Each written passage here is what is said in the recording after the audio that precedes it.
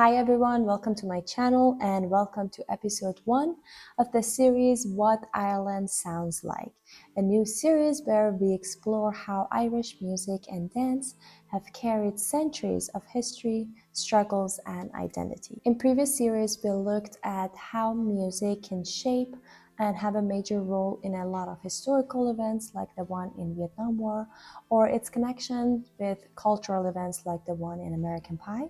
Now we're shifting focus for this week a little bit to how music and dance can shape a nation's history, and we're starting with Ireland. So before starting, I want to clarify a point.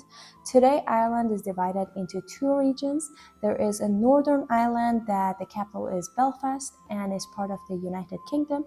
And there's an independent country, the Republic of Ireland, and the capital is Dublin.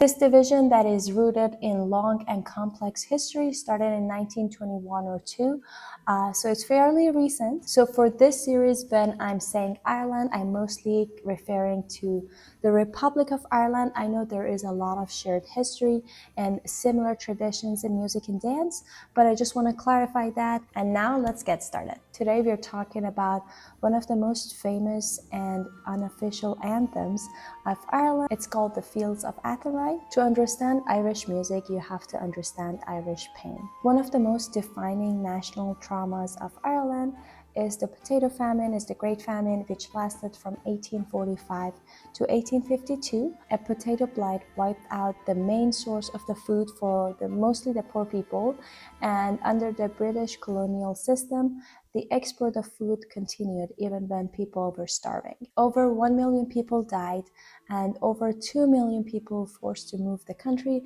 without any intention of coming back. And so many of them did not even survive during that journey. Since 1820, it's estimated that more than 6 million people from Ireland have moved to America, and it changed both societies, both Ireland and the United States. And in fact, if you're watching from the US, the chances that you or somebody that you know have Irish roots are actually a lot, even if you don't realize it. The trauma of those years never disappeared. They still live on in memories, in stories, and in music.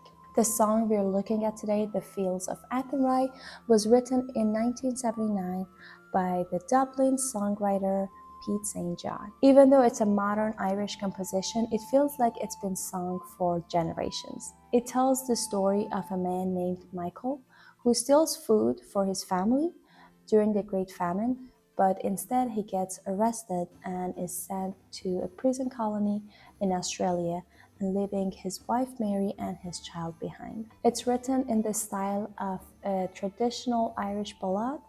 It's simple but very haunting melody at the same time, and the verses carry both love and loss.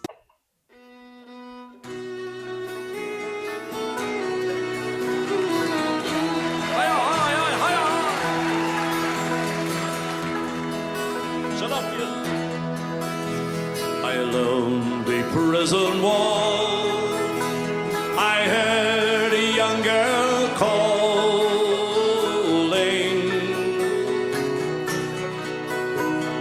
Michael, they have taken you away,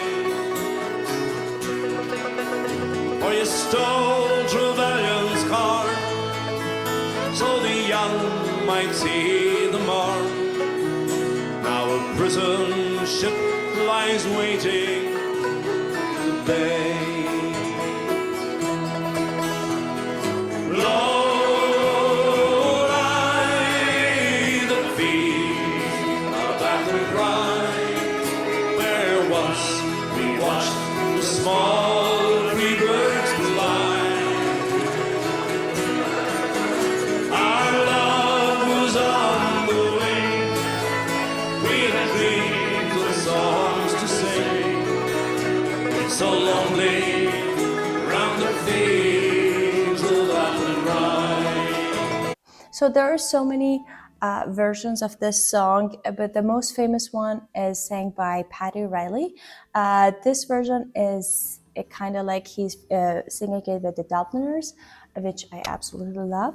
But there is so many good performances out there. I had a hard time to choose, but I thought this is the most iconic one, so I chose this one. So let's take a look at the lyrics a little bit, because if you're looking at folk music, I mean, usually the form of folk music around the world, it's very simple. It's usually like a verse and then the chorus, and then the melody stays the same and just the words change, and it repeats like a few times or more than that.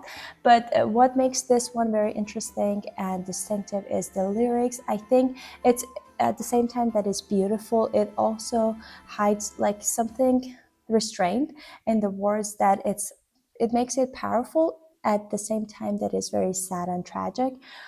There's no yelling, there's no big shouting emotions or no big rage, but it's kind of like a quiet tragedy that it's going on, and I think that's what makes it more powerful. By a lonely prison wall, I heard a young man calling.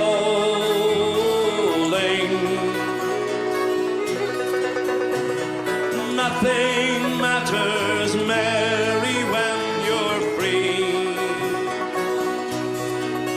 Against the famine and the crown, I rebel, they cut me down. Now you must raise our child with dignity. On your own now, give it a lash, here we go.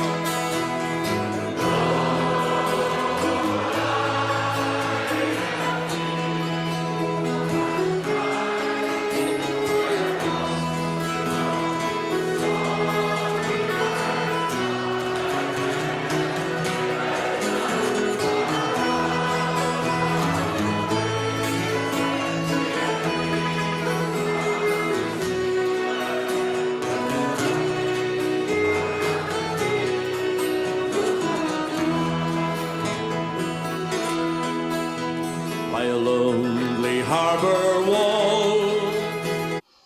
Oh, it's absolutely beautiful. I mean, it's been only a few days that I'm like researching about this whole thing, but I'm already in love. So I heard this song for the first time only a few days ago, but I'm absolutely in love. It's, as I said, it's beautiful, but in a painful way, if that makes sense.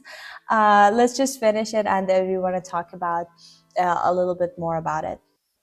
She watched the last star falling as the prison ship sailed out against the sky. For she lived in hope and pray, for her love in Botany Bay. It's so lonely round the fields of Athenry. Let's hear it now. Low lie the fields of Athenry, where once we watched the small free birds fly. Our love was on the wing, we had dreams and songs to sing. It's so lonely round the fields of Athenry. One more last time, let's hear it now. Low lie the fields of Athenry, where once we watched the small free birds fly. Our love was on the wing, we had dreams and songs to sing.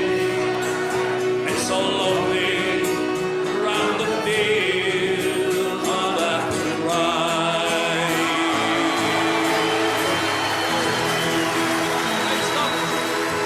Well done. It's, I mean, I said it's beautiful so many times. I think I should just stop saying that. But what I was thinking about in the last few minutes out of it, it's like how, I mean, it's kind of like cliche and it's very obvious that how music brings people together. But it's also like, it just had to be said because like it's so many examples of it, and this is a beautiful example of how like something like the people who've never seen each other in that like small hall, they can feel the same thing and think of the same thing and kind of experience the same thing just because of the power of music. And that's very powerful.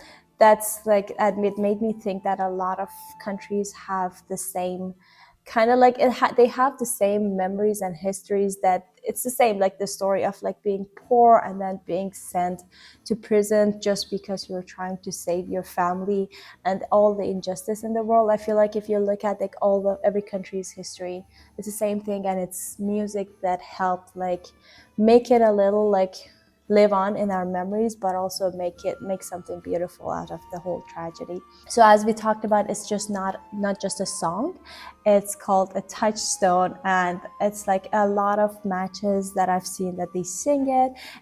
I found a lot of videos that I actually considered to show that instead of this one that people are singing it. There's one that is like the biggest street performance of it. It's sung in funerals, memorial services, and protests. So this song, as I mentioned, traveled beyond the borders of Ireland. For a lot of Irish American communities, a lot of Irish people around the world, it's just like a heritage, and it reminds them of what their ancestors had to endure and go through. It's a reminder of why they left, what they lost, and what they carried away with themselves.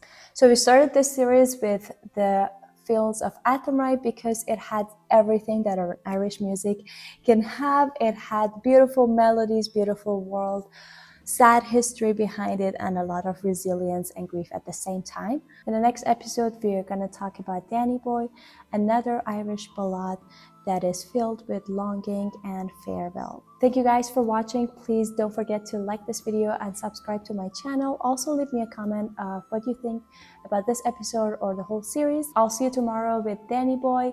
Until then, take care. See you. Bye.